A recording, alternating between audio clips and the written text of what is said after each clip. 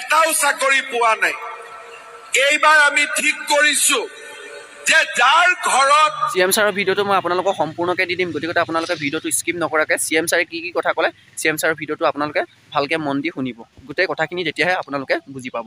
আপোনালোকে নিশ্চয় মোৰ থাম্বনেইলটো দেখি গম পাইছে, আপোনালোকৰ আছাম পুলিচৰ কাৰণে বহুত ভাল খবৰ। আছাম পুলিচৰ ABUB হওক বা কামাণ্ডো বেটেলিয়ন হওক বা কামাণ্ডো SI হওক, আপোনালোকৰ কাৰণে বহুত বেছি ভাল খবৰ। এইটো চাওক, মোৰ ষ্টুডেণ্ট খুব আহিলে প্ৰেক্টিছ কৰি আছে, মই আবেলি প্ৰেক্টিছ আহিলোঁ। আপোনালোকক বোলো ভাল ভিডিঅ' এটা বনাই দিওঁ, শুনক ভিডিঅ'টো। এইটো কাৰণেই যে আপোনালোকৰ ভাল খবৰ।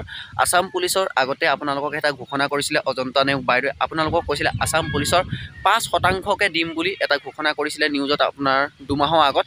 এতিয়া নিশ্চয় সিদিনাখন CM ছাৰে 2-3টা প্ৰগ্ৰেমত কৈছে CM ছাৰে, আপোনালোকক যাৰ ঘৰত চাকৰি নাই, আপোনালোকক আছাম পুলিচ হওক, ABUB হওক বা কামাণ্ডো বেটেলিয়ন হওক বা SI হওক, আপোনালোকক 10 নম্বৰকৈ প্ৰত্যেকটোকে দিব, চবকে দিব, আপোনালোকক দিব, মোক দিব, যাৰ ঘৰত চাকৰি নাই।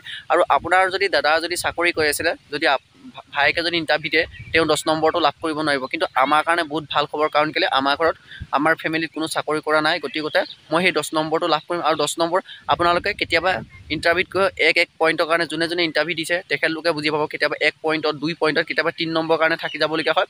এইবাৰ যাতে আপোনালোকে থাকি নাযায়, 10 নম্বৰকৈ লাভ কৰিব। আমাৰ কাৰণে বহুত ভাল খবৰ, কিছুমানৰ কাৰণে বহুত বেয়া খবৰ, কিন্তু যিসকলৰ ককায়েকে চাকৰি কৰি আছে, ভায়েকৰ কাৰণে বা ভনীয়েকৰ কাৰণে বহুত বেয়া খবৰ।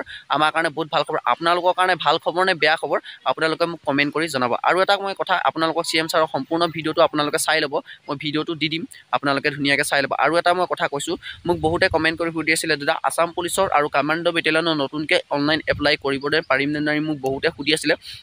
নিশ্চয় আপোনালোকে আছাম পুলিচৰ অনলাইন এপ্লাই কৰিব পাৰিব আৰু কামাণ্ডো বেটেলিয়নৰ অনলাইন এপ্লাই কৰিব পাৰিব। আৰু আপোনালোকক আছাম পুলিচৰ আৰু কামাণ্ডো বেটেলিয়নৰ পোষ্ট বঢ়াই দিব, পোষ্ট যেতিয়া বঢ়াই দিব হয়তো আপোনালোকে অনলাইন এপ্লাই কৰিব পাৰিব। কিন্তু তাত অনলাইন এপ্লাই কৰিব পাৰিবনে নোৱাৰে সেইটো কথা মই ক'ব নোৱাৰোঁ। এতিয়া CM ছাৰে ঘোষণা কৰিছে আপোনালোকক 50,000 আকৌ নতুন ভেকেঞ্চি দিব, এই ইলেকশ্যনৰ পাছতেই দিব আপোনালোকক 50,000 নতুন ভেকেঞ্চি। গতিকে সেই 50,000 আপোনালোকৰ আছাম পুলিচৰ আছে, কামাণ্ডো বেটেলিয়নৰ আছে, গতিকে মোৰ মতে আছাম কামাণ্ডো বেটেলিয়নৰ পোষ্ট বাঢ়ি যাব বা পুলিচৰো পোষ্ট বাঢ়িব। CM ছাৰেতো ঘোষণা কৰিলে, যেতিয়া আপোনালোকৰ নতুন পোষ্ট আকৌ যেতিয়া অনলাইন আপোনালোকে এপ্লাই কৰিব পাৰিব। মোক ছোৱালী এজনী সুধি আছিলে, বহুত ল'ৰাও সুধি আছিলে, ভালেকেইজনীয়ে।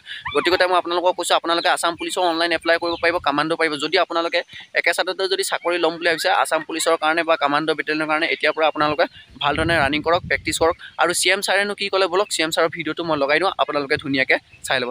আৰু মোৰ ইউটিউব চেনেলটো যদি আপোনালোকে যদি প্ৰথমবাৰ আহিছে, please like, comment, share, subscribe কৰিবলৈ নাপাহৰিব। আৰু যিমান পাৰে এই ভিডিঅ'টো শ্বেয়াৰ কৰি দিয়ক, যাতে চবেই পায় আছাম পুলিচৰ নতুনকৈ এপ্লাই হ'ব, অনলাইন এপ্লাই কৰিব পাৰিব আপোনালোকে। যোৱাবাৰ যেতিয়া আমি 1 লাখ চাকৰি দিলোঁ, এটা ঘৰতে 3টা-4টাও চাকৰি পাইছে, কাৰোবাৰ ঘৰত এটাও চাকৰি পোৱা নাই। এইবাৰ আমি ঠিক কৰিছো যে যাৰ ঘৰত এটাও চাকৰি নাই, সেই ল'ৰাজনক আমি 10 নম্বৰ বেছিকৈ দিম, যাতে চাকৰিও ঘৰে ঘৰে হ'ব পাৰে, অকল এটা পৰিয়ালতে যাতে চাকৰি আবদ্ধ হৈ নাথাকে। ভাল হ'বনে নাই? 10 নম্বৰ আমি এক্সট্ৰা দিম, যে মোৰ ঘৰত চাকৰি নাই। তাৰ মানে আমি অসমত সমতা, সকলোৰে আৰ্থিক দুৰাৱস্থা দূৰ কৰাৰ কাৰণে আমি চেষ্টা কৰিছো। যেনেকে মই ক'লো, অৰুণোদয় ঘৰে ঘৰে দিম, চাকৰি ঘৰে ঘৰে দিব নোৱাৰো, কিন্তু এই চাকৰিও যাতে যাৰ পৰিয়ালত এটাও চাকৰি নাই, তেওঁলোকে যাতে অন্ততঃ এটা চাকৰি পাব পাৰে, তাৰ কাৰণে আমি পৰীক্ষাত 10 নম্বৰ তেওঁলোকক এক্সট্ৰা কৰি গ্ৰেছ নম্বৰ হিচাপে দিয়াৰ আমি সিদ্ধান্ত গ্ৰহণ কৰিছো।